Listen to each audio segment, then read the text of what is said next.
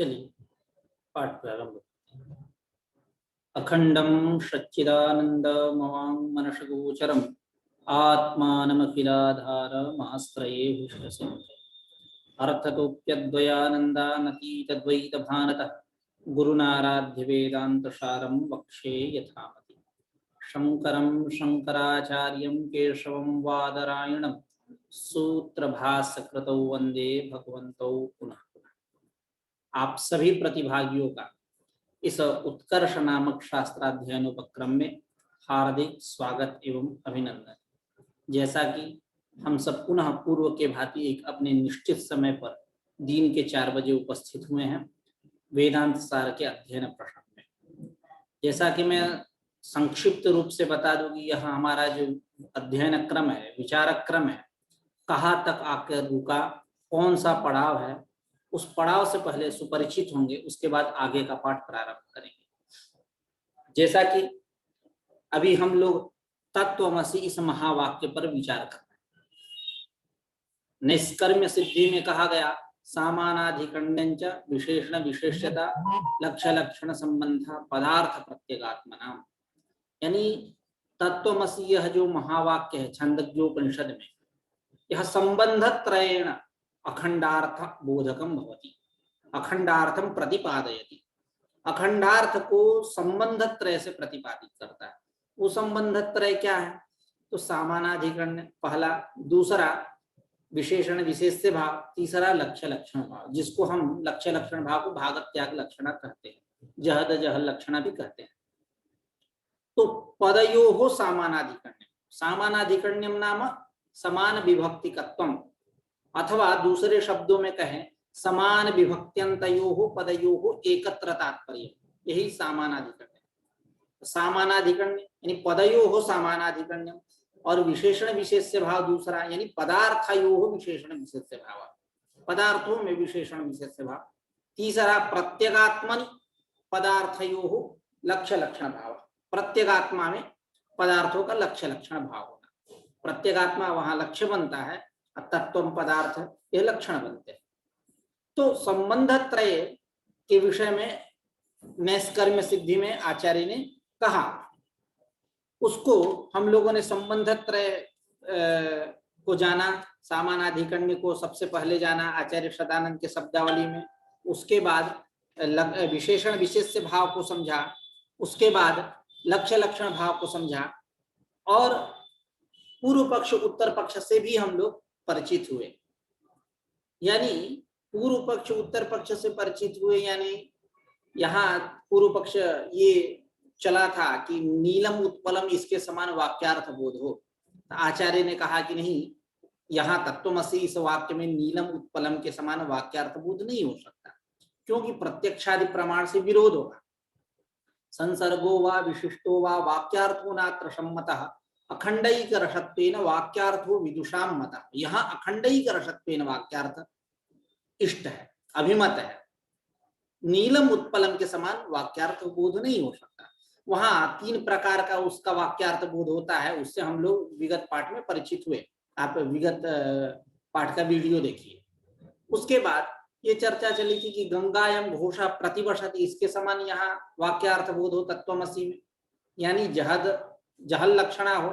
उसके विषय में भी आचार्य ने कहा कि नहीं, जहल लक्षण यहाँ संभव नहीं है, क्योंकि वहां गंगा और घोष में आधाराधेय भाव नहीं बन सकता, अशेषतः विरोध है। यहाँ अशेषतः विरोध नहीं, यहाँ आंशिक विरोध है, यानी परोक्षत्व अपरोक्षत्व, विशेषणांश में विरोध है, विशेषांश में कोई विरोध नहीं है।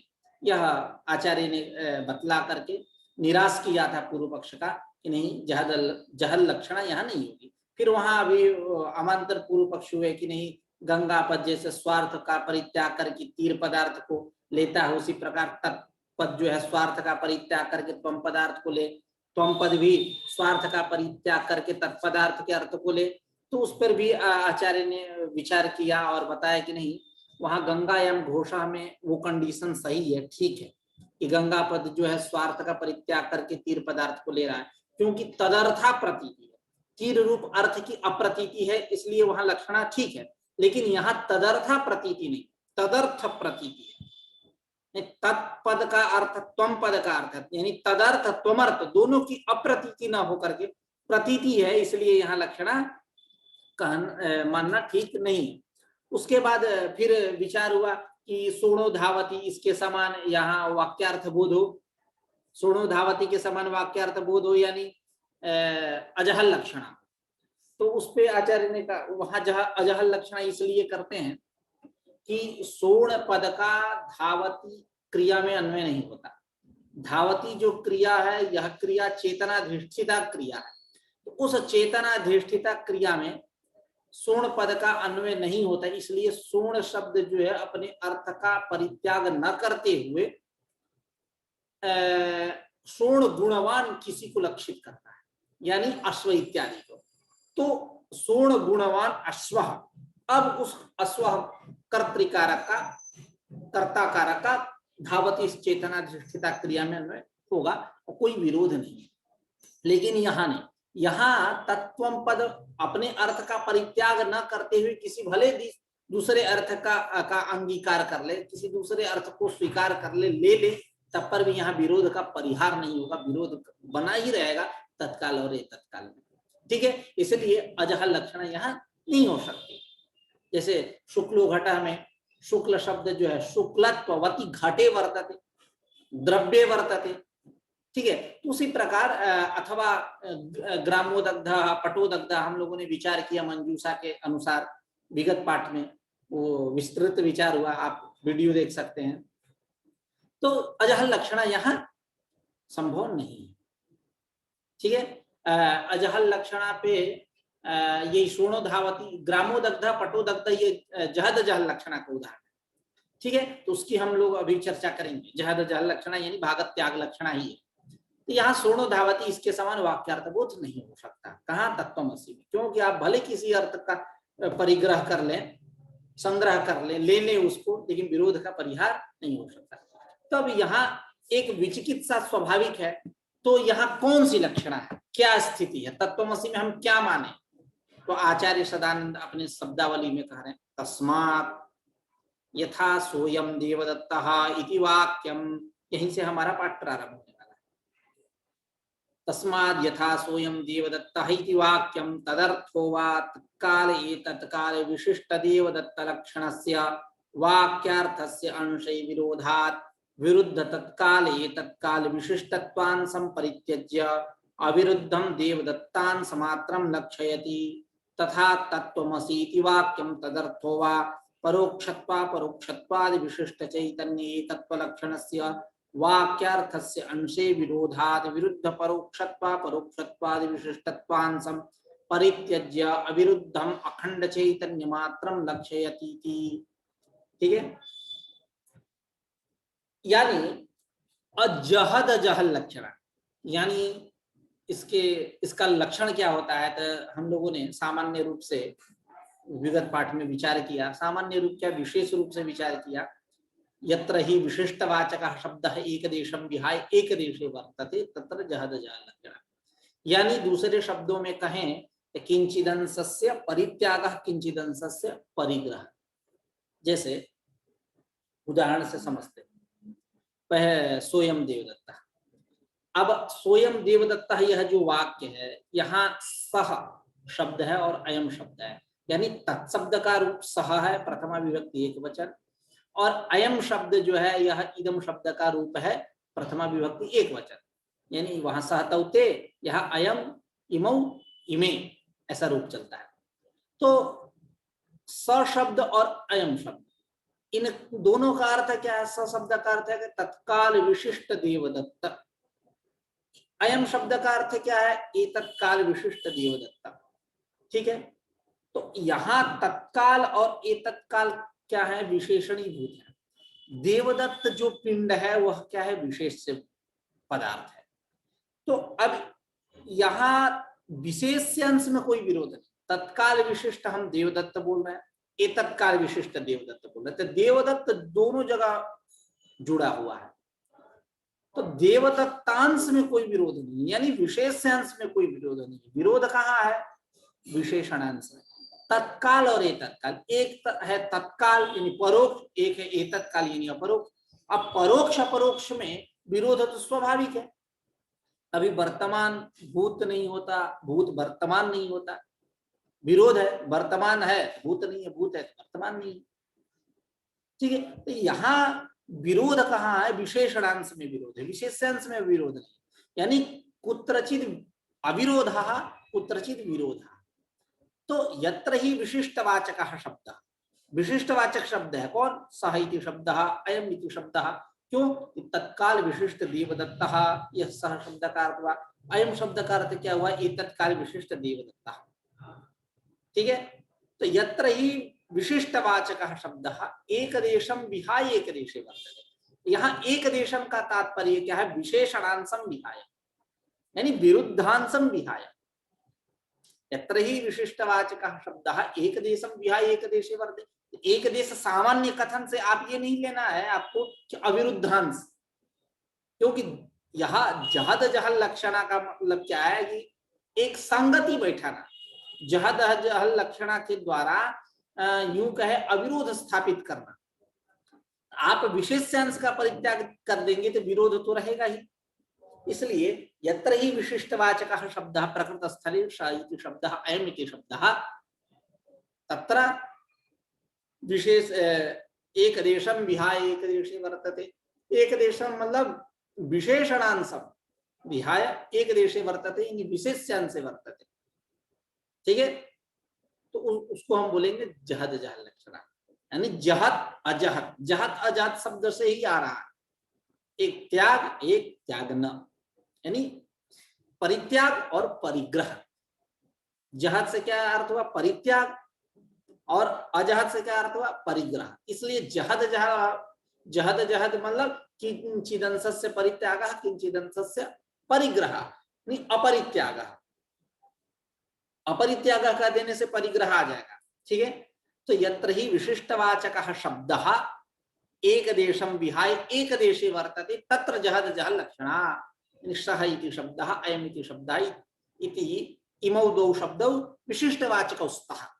अतः एक देशम विहाय नाम तत्काल रूप एक देशम विहाय, एतत्काल रूप एक देशम विहाय एकत्र वर्तते।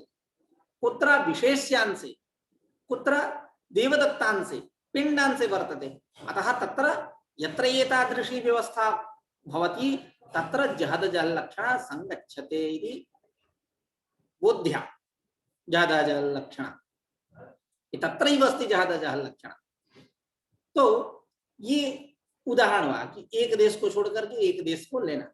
जैसे हम लोगों ने विचार भी किया था ग्रामोदग्धा पटोदग्धा, इसके ऊपर। ग्रामोदग्धा का अर्थ क्या हुआ? शब्दशः गांव जल गया। पटोदग्धा का अर्थ क्या हुआ? शब्दशः पट जल गया। गांव जल गया, पट जल गया, लेकिन उसका तात्पर्य क्या है? ग्रामोदग्धा का गृह विशिष्ट ग्रामोदक वह शब्द है, वह शब्द इन वाक्य, वह वाक्य कैसा है? गृह दग्ध विशिष्ट ग्रामोदक है। ग्रामोदग्धः दग्धः गृह दग्ध विशिष्ट ग्रामोदकम इदम ही वाक्यम। पटोदग्ध इन तंतु दग्ध विशिष्ट पटबोधकम इदम वाक्यम। तो अब यहाँ गृहार्थ का परिग्रह होता है, पटोदग्ध में तंत्वर्थ का परिग्रह होता है, ग्रामार्थ का परित्याग होता है, यहाँ पटार्थ का परित्याग होता है। तो एक अंश लिए अवयव जो है उसका गांव का एक अवयव गृह, पट का अवयव हुआ तंतु, तो उसको हम लिए और एक अंश को छोड़ दिए। तो किंचित अंश का परिग्रह किए, किंचित अंश का परित्याग किए। यही क्या है? जहद जहल लक्षणा। ठीक है, तो अब यहाँ प्रकृत स्थल में कहा? तत्त्वमसि। अब यहाँ समस्या क्या है? तत्पद कह रहा है परोक्षत्व विशिष्ट चैतन्य को, यानी जो वेदांत प्रतिपाद्य है, बृहत्वाद बृंहणत्वाद आत्मैव ब्रह्मेति दीयते, जिसके लिए सारे श्रुति वाक्य प्रयत्नशील है, सारे श्रुति वाक्यों का जहां विलय है, जहां समागम है, जहां संगम है, समन्वय है, वह वेदांत प्रतिपाद्य ब्रह्म, कारण रूप ब्रह्म। जिसने ईक्षण किया, जिसने संकल्प किया, तदैक्षता बहुश्याम प्रजायेय स्वकामयता बहुश्याम प्रजायेय, जहां कृतिमत्व है, अपरोक्ष ज्ञान है, जहां चिकीर्षा है, जो कर्तृत्वंच तत्तत् उपादान गोचर अपरोक्ष ज्ञान चिकीर्षा कृतिमत्वम यह सर्वज्ञः स सर्ववित् यस्य ज्ञानमयं तपः तस्माद् एतद् नाम रूपमन्नं च जायते। अपरोक्ष ज्ञान है उसमें, कृतिमत्व भी है। आप देखेंगे वेदांत परिभाषा, तो वेदांत परिभाषा में जब आचार्य विषय परिच्छेद पर विचार करते हैं, वही विषय परिच्छेद में इसके विषय में तत् कर्तृत्वंच तत्तद उपादान गोचर अपरोक्ष ज्ञान चिकीर्षा कृतिमत्व, ऐसा आचार्य ने सदानंद धर्मराजा ध्वरीन्द्र ने कहा। अब यहाँ तत्तद उपादान गोचर अपरोक्ष चिकीर्षा कृतिमत्व, यह इसमें श्रुति प्रमाण भी देते हैं। तत्तद उपादान गोचर अपरोक्ष चिकीर्षा कृतिमत्व उस ब्रह्म में है, तो तादृश कृतौ प्रमाणम तादृश चिकीर्षा में तत्त श्रुति वाक्य देते। मैं एक अभी बता रहा हूं। हाँ, तो यह सर्वज्ञः स सर्ववित् यस्य ज्ञानमयं तपः तस्माद् एतद् नाम रूप तस्माद् एतद् ब्रह्म नाम रूपमन्नं च जायते। यह मुंडकोपनिषद, यह श्रुति बताती है कि उस ब्रह्म में कृतिमत्ता है। और चिकीर्षा है, उसमें प्रमाण क्या? सो अकामयत बहुश्याम प्रजायेय, उस ब्रह्म में ने चिकीर्षा की। और कृति भी है, ठीक है। तो यह सर्वज्ञः स सर्ववित्, यह जो श्रुति वाक्य है तत्तद उपादान गोचर अपरोक्ष ज्ञान प्रमाण है। और चिकीर्षा में प्रमाण क्या है? सो अकामयत बहुश्याम प्रजायेय, कृति में क्या प्रमाण है? तन्मनु अकुरुता, ठीक है। तो खैर इसके विषय में आचार्य ने चर्चा किया है, कभी विशेष रूप से चर्चा करेंगे। तो वो ब्रह्म तत्पद का अर्थ क्या है? वही। और त्वम पद का अर्थ क्या है? जीव, हम आप, अपरोक्षत्व विशिष्ट चैतन्य, यानी हम आप, यानी एक सर्वज्ञत्व विशिष्ट चैतन्य है, एक अल्पज्ञत्व विशिष्ट चैतन्य। अब यहाँ चैतन्य चैतन्य जो विशेष्यांश है, यहाँ कोई विरोध नहीं। कहाँ विरोध है? विशेषणांश में विरोध है, यानी परोक्षत्व अपरोक्षत्व को लेकर के विरोध है, सर्वज्ञत्व अल्पज्ञत्व को लेकर विरोध है। कि यहाँ विरुद्धांश का परित्याग होना, अविरुद्धांश का परिग्रह होना, यही क्या है? जहद जहल लक्षणा। यानी हम परोक्षत्व अपरोक्षत्व, दूसरे शब्दों में कहे कि सर्वज्ञत्व अल्पज्ञत्व को छोड़ करके हम अविरुद्धांश जो है उसको पकड़ेंगे, यही क्या है? जहद जहल लक्षणा। यत्र हि विशिष्टवाचकः शब्दः एक देशम विहाय एक देशे वर्तते तत्र जहद जहल लक्षणा, ठीक है। उसी को आचार्य ने अपने शब्दावली में कहा, तस्माद् यथा सोयम देवदत्तः इति वाक्यम तदर्थो वा। अब कर्ता पकड़िए, इति वाक्यम तदर्थः वा, ये दोनों कर्ता है, ठीक है। आगे क्रिया मिलेगी आपको। तो तस्माद् यथा सोयम देवदत्तः इति वाक्यम तदर्थः वा तत्काल एतत्काल विशिष्ट देवदत्त लक्षणस्य वाक्यार्थस्य, पहले स्वयं देवदत्ता है, कीदृशस्य वाक्यार्थस्य? तत्काल एतत्काल विशिष्ट देवदत्त लक्षणस्य वाक्यार्थस्य अंशे विरोधात्। कुत्र विरोधात्? अंशे, अंश में विरोध है, यानी तत्काल तत्काल में विरोध है। अंशे विरोधात् विरुद्ध तत्काल एतत्काल विशिष्टत्वान् संपरित्यज्य, हम तत्काल एतत्काल इसको छोड़ देंगे, परित्यज्य अविरुद्धम देवदत्तान् समात्रम लक्ष्ययति। कौन? वाक्यम तदर्थः वा। अविरुद्ध जो देवदत्तांश, उसी को बोलता रहता है, उसी को पकड़ता है, उसी को लक्षित करता है, यही क्या है? जहद जहल लक्षणा। प्रकृत स्थल में तत्त्वमसि में तथा यथा तत्स्वयं देवदत्तः तथा तत्त्वमसि इति वाक्यम तदर्थो वा, यहाँ भी परोक्षत्व अपरोक्षत्वादि विशिष्ट चैतन्य एकत्व लक्षणस्य वाक्यार्थस्य, जैसे ऊपर तत्काल तत्काल विशिष्ट देवदत्त लक्षणस्य वाक्यार्थस्य, ठीक उसी प्रकार यहाँ भी परोक्षत्व अपरोक्षत्वादि विशिष्ट चैतन्य एकत्व लक्षणस्य वाक्यार्थस्य अंशे विरोधात्, यानी परोक्षत्व अपरोक्षत्व विरोधात् विरुद्ध परोक्षत्व अपरोक्षत्वादि विशिष्टत्वांशम, जो विरुद्धांश है उसका परित्याग, विरुद्ध परोक्षत्व परोक्षत्वादि विशिष्टांशम परित्यज्य अविरुद्धम, क्या? अखंड चैतन्य मात्रम, चैतन्यांश में कोई विरोध नहीं है, उसको लक्षयति। कौन? वाक्यम तदर्थो वा, यही क्या है, जहद जह लक्षण। अब यहां तक आचार्य सदानंद के शब्दावली, एक बार मैं पंक्ति का पुनः वाचन कर दूं।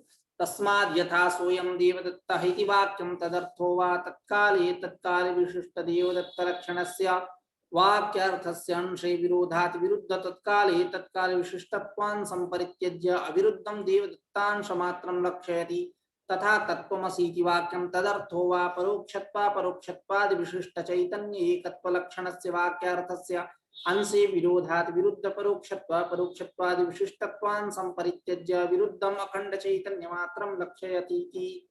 यहाँ तक आचार्य सदानंद ने अपने शब्दावली में विचार किया तत्त्वमसि इस वाक्य पर, लेकिन कुछ आचार्यों ने यहाँ तत्त्वमसि लक्षणा ही नहीं माना। तत्त्वमसि के यहाँ अविधावृत्ति से काम चला लिया, उनके यहाँ लक्षणा नहीं। जो लोग लक्षणा मानते हैं, सदानंद प्रभृति इत्यादि आचार्य, लक्षणा मतलब जहद जह लक्षणा, भागत त्याग लक्षणा जो लोग मानते हैं। तो जो नहीं मानते वो क्या कहते हैं कि ये लोग जो इसलिए मान नहीं, इनका अभ्युपगमवाद।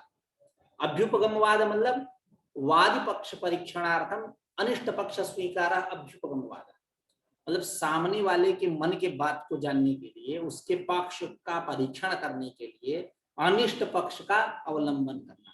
जैसे आप इन्वेस्टिगेशन जब होता है तो जांच पड़ताल में जो उसके अधिकारी होते हैं एक दो बार इधर उधर की करते हैं झूठ मूठ का, जिससे वो ट्रैक पे आए, पता लगा कि ये झूठ नहीं बोल रहा है, जिससे मैं पूछ रहा हूँ, जिसका जांच पड़ताल चल रहा है, तो झूठ नहीं न बोल रहा है। ठीक है, तो वो प्रक्रिया है। उसी प्रकार वादी पक्ष परीक्षण, वादी के पक्ष में कितना दम है उसको जानने के लिए अनिष्ट पक्ष स्वीकार, यही अभ्युपगमवाद।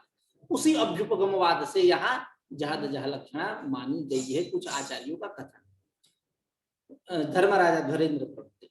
अब जहद जह लक्षणा यहाँ नहीं है, भागत त्याग लक्षणा नहीं है, क्यों क्यों क्यों ऐसा कहते हैं?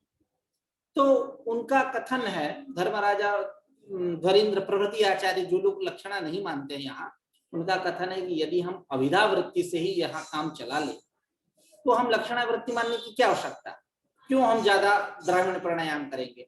ऐसे प्राणायाम हो जा रहा है तो हम ऐसे नाक को पकड़ के क्यों प्राणायाम करेंगे? बात समझ रहे हैं ना? इसको बोलते हैं द्राविण प्राणायाम। कोई काम सीधे से हो जा रहा है, आप घूम के चलना, ठीक है, वो एकदम सीधा काम ना करके लांग लपेट पूरा एकदम प्रपंच के साथ काम करना, वो थोड़ा सा गौरव होता है। ठीक है, क्योंकि कई हानि है मानसिक शारीरिक इत्यादि जैसा कार्य हो, तो करेंगे अविधावृत्ति से ही यदि काम चल जाए तो हम लक्षणावृत्ति क्यों माने? या मानसिक गौरव होगा। तो अब अविधावृत्ति से ही काम चले, लक्षणावृत्ति क्यों माने? जैसे एक उदाहरण है, आचार्य कहते हैं अपने पक्ष में, जो लोग नहीं मानते हैं लक्षणा, यहाँ वो कहते हैं कि जैसे घटः अनित्य, एक वाक्य ले लीजिए। अब घट पद से घटत्व अर्थ आया, घट हुआ विशेष, घटत्व हुआ विशेषण। अब उस घट पद का एक देश हुआ घटत्व, विशेषणीभूत जो अंश है पदार्थिक रेश है। अब उसका अनित्य पद के साथ अन्वय नहीं होगा, क्यों कि घटत्व तो जाति जो है वो कभी अनित्य नहीं हो सकती, जाति अनित्य नहीं होती। तो अब घटो अनित्य है, इस वाक्य में घटपद से उपस्थापित जो घटत्व उसका अनित्य पदार्थ के साथ अन्वय नहीं हो पा रहा है, तो अब उसका योग्य घट व्यक्ति के साथ अन्वय हो अनित्य का, उसके लिए वहां लक्षणा नहीं मानी जाती है। विशेष्यांश का ही अन्वय होगा, घट जो विशेष्यांश है इसी का अन्वय होगा अनित्य के साथ, क्योंकि घट ही अनित्य हो सकता है, घटत्व तो होगा नहीं, जाति तो कभी अनित्य होगी नहीं। तो अब वहां घटपद से आया घटत्व, उस घटत्व का अनित्य के साथ अन्वय नहीं हुआ, अन्वय किसका होगा? घट का अन्वय होगा। उस घट की उपस्थिति के लिए वो कोई लक्षणा माननी पड़ती है क्या? विशेष्यांश की उपस्थिति के लिए नहीं माननी पड़ती है। इसीलिए यहाँ तत्त्वम पदार्थ, तत्त्वमसि में तत्पद का परोक्षत्व विशिष्ट चैतन्य, त्वम पद का अर्थ क्या? अपरोक्षत्व विशिष्ट चैतन्य। तो अब यहाँ शक्ति के द्वारा, अभिधा वृत्ति के द्वारा ये दोनों अर्थ उपस्थित है। इनका भले विशेषण अंश में विरोध हो रहा है, परोक्षत्व को लेकर के अन्वय नहीं होगा, विशेषण अंश में भले विरोध है, लेकिन शक्ति के द्वारा, अभिधा शक्ति के द्वारा उपस्थापित जो विशेष अंश है उसमें तो कोई विरोध नहीं है, तो हम उसी को पकड़ेंगे, इसको छोड़ देंगे। मतलब अब देखिए, अभी ये शब्दावली यहाँ नहीं रखनी चाहिए, खैर उसी को पकड़ेंगे उसको छोड़ देंगे, भागत त्याग लक्षण आ गया, लेकिन ऐसा नहीं कहेंगे। आचार्य की शैली है कि वयं तु ब्रूमः वेदान्तिनः स्वयं देवदत्तः तत्त्वमसि इत्यादि विशिष्टवाचक पदानां एकदेश परत्वेपि न लक्षण। एक देश परक होने पर भी लक्षणा नहीं, क्यों? शक्त्युपस्थितयोः विशिष्टयोः अभेदान्वय अनुपपत्तौ विशेष्ययोः शक्त्युपस्थितयोः एव अभेदान्वय अन्वय विरोधात् कोई विरोधी ना, लक्षणा कहाँ होगी? जहां कहीं विरोध हो, तब तात्पर्यानुपत्ति हो, मुख्यार्थवाद हो इत्यादि, तब न लक्षणा हो। जहां कोई विरोधी नहीं तो लक्षणा कैसे? दूसरी कहने विरोधी यहाँ कहा कि तत्त्वमसि इत्यादि वाक्यों में विशिष्टवाचक पदानाम यानी तत्त्वमिति पदानाम एकदेश परत्वेपि यानी विशेष्यांश परत्वेपि चैतन्यांश परत्वेपि न लक्षणा। क्यों लक्षणा नहीं? क्योंकि शक्त्युपस्थितयोः विशिष्टयोः, शक्ति के द्वारा, अभिधा शक्ति के द्वारा उपस्थापित जो अर्थ, क्या तत्परोक्षत्व विशिष्ट चैतन्य, परोक्षत्व विशिष्ट चैतन्य, शक्त्युपस्थितयोः विशिष्टयोः अभेदान्वय अनुपपत्तो, इनका अभेदान्वय न होने पर, क्योंकि परोक्षत्व अपरोक्षत्व को लेकर के विरोध है, अभेदान्वय न होने पर विशेष्ययोः शक्ति उपस्थितयोः, विशेष्यांश भी तो शक्ति के द्वारा उपस्थित है, विशेष्ययोः शक्ति उपस्थितयोः एवं अभेदान्वय अभेदान्वय अन्वय विरोधात्, उसी का अन्वय करने में कोई विरोध नहीं है। जैसे घटः अनित्य, आवाज आ रही है हमारी? आवाज आ रही है? जी सर। हाँ सर, अभी बीच में कट गया था ना? जी सर।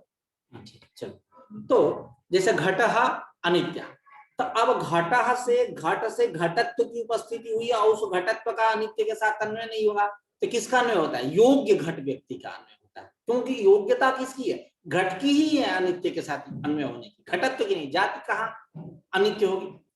तो यहाँ लक्षणा मानते हैं क्या? लक्षणा नहीं मानते। उसी प्रकार तत्त्वमसि में भी लक्षणा नहीं मानी जाएगी। लक्षणा कहाँ मानी जाएगी? जहां स्वातंत्र रूप से किसी अर्थ की उपस्थिति नहीं हो रही है।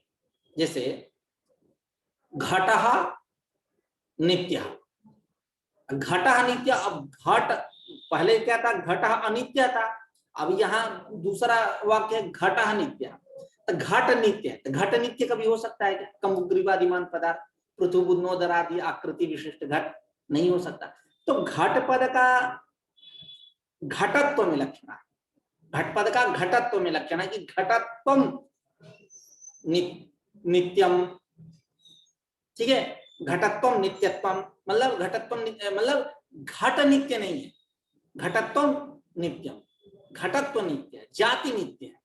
तो अब उस घट से घटत्व की उपस्थिति कैसे होगी? स्वतंत्र रूप से उसकी उपस्थिति नहीं हो रही है, उसके स्वतंत्र रूप से उपस्थिति करने के लिए लक्षणा मानने की आवश्यकता है। एतादृश स्थलों में लक्षणा, ठीक है? सर्वत्र लक्षणा नहीं, जहां स्वातंत्र्य उपस्थिति नहीं हो रही वहां लक्षणा। तत्त्वमसि में जो विशेष्यांश इसकी स्वातंत्र्य उपस्थिति हो रही है, अभिधा शक्ति उपस्थिति हो रही है, यहाँ लक्षणा मानने की कोई आवश्यकता नहीं। इसी को आचार्य ने कहा पहले, यथा घटो नित्य इत्यत्र घटपतात् घटत्वस्य शक्त्या यानी अभिधा शक्त्या स्वातंत्रेण अनुपस्थित्या तादृश उपस्थित्यर्थम घटपदस्य घटत्वे लक्षणा, यहाँ लक्षणा होगी। सर्वत्र घटः अनित्य इत्यादि स्थलों में लक्षणा नहीं है। ठीक उसी प्रकार तत्त्वमसि यहाँ वाक्य में भी लक्षणा मानने की कोई आवश्यकता नहीं। अभिधा शक्ति के द्वारा ही, शक्ति के द्वारा ही स्वतंत्र रूप से उपस्थित जो तत्व पदार्थ है, इनके अभेदान्वय में कोई विरोध नहीं है, कोई बाधक नहीं है। बाधका भावात यहाँ लक्षणा नहीं होगी। यदि आप मानेंगे यहाँ भी लक्षणा, तो दोष होगा। गेहे घटः घटे रूपम घटमाने इत्यादि उदाहरण ले लीजिए। गेहे घटः मतलब गेह मतलब घर, घर में क्या घट है, घटे रूपम घट में रूप है, घटत्व माने, घटत्व को लाओ, घट माने, गेहे घटा घटे रूपम घट माने, गेह में घट है, घट में रूप है, घट को लाओ, तीन, गेहे घटा घटे रूपम घट माने। अब यहाँ गेह का घट के साथ अन्वय होता है, गेहे घटा का, ठीक है। उसके बाद घट का रूप के साथ अन्वय होता है, फिर उसके बाद घट माने या घट का अनेक क्रिया में होता है। अब यहाँ भी तत्वमसि वाक्य में आप लक्षणा मान रहे हो, तो यहाँ भी गेह से आया, गेहत्व की उपस्थिति हुई, घट से घटत्व की उपस्थिति हुई, तब अर्थ क्या होगा, गेहत्व में घट है, घटत्व में रूप है, और घटत्व को लाओ। ये संभव है क्या? गेहत्व में कभी घट रह सकता है, घटत्व का आनय हो सकता है क्या, आनयन क्रिया में अन्वय। तो अब यहां भी विशेष रूप से उपस्थिति के लिए यहां भी आपको लक्षणा माननी पड़ेगी, लेकिन लक्षणा होती है क्या?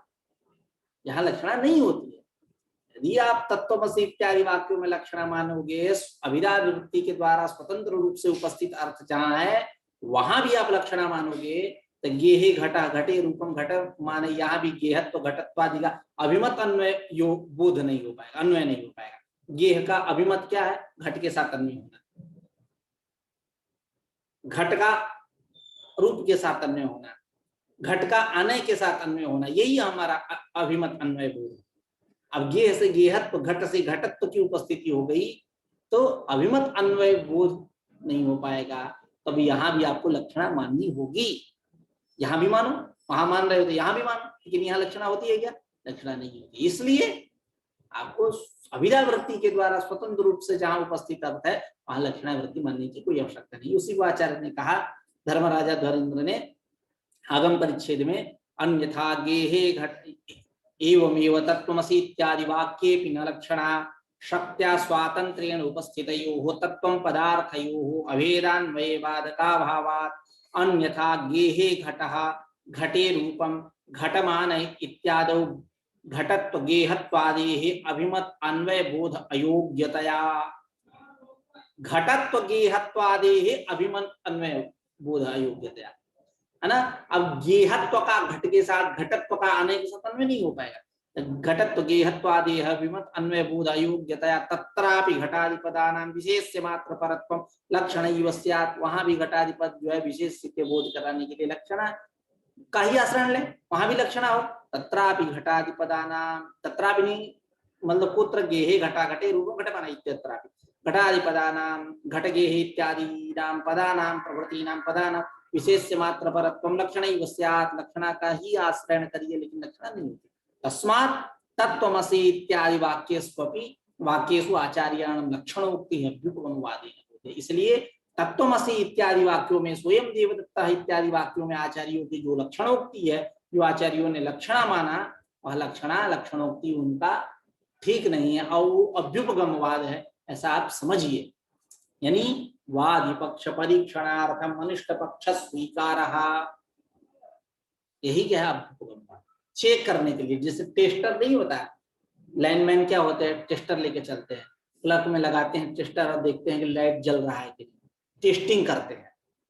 टेस्टिंग से टेस्टर संबंधित है, ठीक है। उसी प्रकार वादी का पक्ष ठीक है कि नहीं ठीक है, इसको जानने के लिए जो सिद्धांती है वो टेस्टर लगा के चेक कर रहा है, उस अभिप्राय से यहाँ लक्षणा है। अभी तो यहाँ लक्षणा नहीं है वस्तुतः। क्यों? क्योंकि अभिधा वृत्ति से ही काम चल जाएगा, लक्षणा वृत्ति क्यों माने, ठीक है। ये धर्मराजा ध्वरेंद्र का विचार है, अन्य आचार्य ऐसा नहीं मानते, लक्षणा ही मानते हैं। खैर, मुंडे मुंडे मतिर्भिन्ना टुंडे टुंडे सरस्वती, सबका अलग अलग विचार है। मैं एक बार इस पंक्ति का वाचन कर दूं। वयम तो ब्रह्म, वयम तो ब्रह्म मतलब वयम वेदांतिनः, ठीक है। स्वयं देवदत्तः, आप इसको देखेंगे आगम परिच्छेद में मिलेगा आपको, ठीक है, जहां पदार्थ का निरूपण हो रहा है वहां आपको मिलेगा। वयम तो ब्रह्म स्वयं देवदत्तः तत्त्वमसि इत्यादौ विशिष्टवाचक पदानां एकदेश परत्वेपि न लक्षणा शक्त्युपस्थितयोः विशिष्टयोः अभेदान्वय अनुपपत्तौ विशेष्ययोः शक्त्युपस्थितयोः एव अभेदान्वय अविरोधात्, है ना। यानी शक्त्युपस्थितयोः विशिष्टयोः, यानी अभिधा वृत्त्या, अभिधा शक्त्या, उपस्थितयोः विशिष्टयोः अर्थयोः अभेदान्वयन उत्पत्तौ, इनमें अभेदान्वय की अनुपपत्ति होने पर विशेष्ययोः शक्त्योपस्थितयोः, शक्त्योपस्थितयोः विशेष्ययोः, शक्ति के द्वारा विदावृत्ति के द्वारा उपस्थित जो विशेष्यांश, वहां उनका परस्पर अन्वय करने में अन्वया विरोधात अविरोधात कोई विरोध नहीं है। ठीक है। यथा घटः अनित्यः इत्यत्र घटपदात् इत्यत्र घटपदवाच्ये एकदेश घटत्वस्य अयोग्यत्वेपि योग्य घटव्यक्त्या सह अनित्यत्व अन्वयः यत्र पदार्थैकदेशस्य विशेषणतया उपस्थितिः तत्रैव स्वातन्त्र्येण उपस्थिते लक्षणाभ्युपगमः यथा घटो नित्यः इत्यत्र घटपदात् घटत्वस्य शक्त्या स्वातन्त्र्येण अनुपस्थित्या तादृश उपस्थित्यर्थं घटपदस्य घटत्वे लक्षणा एवमेव तत्त्वमसि इत्यादि वाक्येऽपि न लक्षणा शक्त्या स्वातन्त्र्येण उपस्थितयोः तत्त्वं पदार्थयोः अभेदान्वये बाधका भावात् अन्यथा गेहे घटो घटे रूपं घटमान इत्यादौ घटत्व गेहत्वादेः अभिमत अन्वय बोध अयोग्यतया तत्रापि घटादिपदानां विशेष्यमात्र परत्वं लक्षणैव स्यात् तस्मात् तत्त्वमसि इत्यादि वाक्येषु आचार्याणां लक्षणोक्तिः अभ्युपगमवादेन बोध्या इति। ठीक है। अब मैं पंक्ति का इसलिए वाचन कर दिया कि आप जाकर के वहां देख सकते हैं। यही यहाँ विचार हम लोगों ने प्रस्तुत किया। तो आज की चर्चा यहीं समाप्त करते हैं, कल आगे का विचार करेंगे अहम ब्रह्मास्मि इस वाक्य पे। अथ अधुना अहम ब्रह्मास्मि की अनुभव वाक्यार्थ वर्णित, ये अनुभव वाक्य तत्त्वमसि जब जान गया, आचार्य ने कहा तत्त्वमसि नवकृत्वोपदेश जब हुआ, अभ्यास हुआ, बार बार उपदेश हुआ, छांदोग्योपनिषद में शिष्य को श्वेत केतु को बार बार आचार्य ने उपदेश दिया तत्त्वमसि तत्त्वमसि तत्त्वमसि, इस प्रकार 9 बार नवकृत्वोपदेश अभ्यास, क्योंकि षड्विधि लिंग में अभ्यास भी आता है। षड्विधि लिंग मतलब उपक्रमोपसंहार, अभ्यास, अपूर्वता, फल, अर्थवाद, उपपत्ति। तो उपक्रमोपसंहार अभ्यास, अभ्यास प्रकरण प्रतिपाद्यस्य अद्वितीय वस्तुनः पौनः पुण्येन प्रतिपादन, यही अभ्यास है। बार बार अभ्यास मतलब दूसरे शब्दों में बोले करत करत अभ्यास ते जड़मत होत सुजान रसरी आवत जात है सिल पर परत निशान, यही अभ्यास है। जड़मत होत सुजान, जड़मत जिसकी बुद्धि एकदम चढ़ हो गई है वह भी सुजान हो जाता है। सुजान मतलब वो चेतन हो जाता है। जैसे उदाहरण में क्या देते हैं, रसरियावत जात है सिल पर परत निशान, जैसे कुआं वहां पहले पानी वानी उसी से निकाला जाता था, खेत की सिंचाई भी उसी से होती थी। तो एक लोहा का राड लगा रहता था, बीच से 2 खंभे लगे रहते, उसी पे वो रहता था, बीच में एक चक्का लगा रहता था लकड़ी का, उसके ऊपर रस्सी जिसको बोलते हैं रज्जू, उसको लगा करके उसी में बाल्टी रज्जू में बांध करके कुएं में डालते हैं और घींचते हैं ऐसे, और बाल्टी को रखते रखते एक सील रहता है, मतलब सील मतलब पत्थर इत्यादि, उस पर बार बार 500 लोग 200 लोग कई लोग निकालेंगे बार बार, तो सील जो होता है पत्थर वहां का क्या होता है, थोड़ा सा गहरा हो जाता है, मतलब बार बार बाल्टी के रखने से घिस जाता है। तो उस सील पर भी क्या निशान पड़ गया ना, चिन्ह पड़ गया। उसी प्रकार अभ्यास में यह ताकत है। जैसे आप मणि एडी इत्यादि होते हैं, अमेरिकन डायमंड एक हमारे यहाँ जो पन्ना में पाया जाता है, अब इसकी परख कौन करेगा, जौहरी करेगा, सब नहीं कर पाएगा। मणि रूप्यादि विज्ञान, इसीलिए भर्तृहरि ने कहा कि हमारे यहाँ वैयाकरणों के यहाँ एक अलग अभ्यास नामक पदार्थ है। ठीक है। और आप योग में जाएंगे, अभ्यास वैराग्याभ्याम तन्निरोधः तत्र स्थितौ यत्नोभ्यासः यत्नः अभ्यास, और अभ्यास वैराग्याभ्याम तन्निरोधः, तन्निरोध वृत्ति निरोध। इसलिए अभ्यास का बहुत ज्यादा महात्म्य है। कुछ लोग गॉड गिफ्टेड होते हैं, किसी की बुद्धि तीक्ष्ण होती है, और कुछ लोग कैसे होते हैं, बड़े अभ्यासी होते हैं। ठीक है। मतलब विषय को ढंग से समझते हैं, अभ्यास कर करके पढ़ते हैं, पढ़ाते हैं इत्यादि। ठीक है। तो यह जो तत्त्वमसि 9 बार आचार्य ने उपदेश दिया, अभ्यास कराया छात्र को कि तुम वही हो, तुम वही हो, तो जब जान गया तब उसको कैसा ज्ञान होगा, अहम ब्रह्मास्मि, मैं ब्रह्म हूं, ठीक, इस प्रकार की उसकी बुद्धि होगी, उसको ज्ञान होगा। ठीक है, तो अहम ब्रह्मास्मि, विशेष रूप से दो महावाक्यों की यहाँ चर्चा हुई, एक तत्त्वमसि है, दूसरा अहम ब्रह्मास्मि। तो तत्त्वमसि पर हम लोगों ने विचार किया, अहम ब्रह्मास्मि पे ब्रह्मास्मि पे कल विचार करेंगे। ठीक है, और अयम आत्मा ब्रह्म प्रज्ञानम ब्रह्म, इसकी चर्चा यहाँ नहीं हुई है, कहीं अन्यत्र है, उसकी चर्चा कभी प्रसंगवश करेंगे। तो आज की चर्चा यहीं समाप्त होती है। कुछ पूछना है तो पूछ सकते हैं। नमस्कार।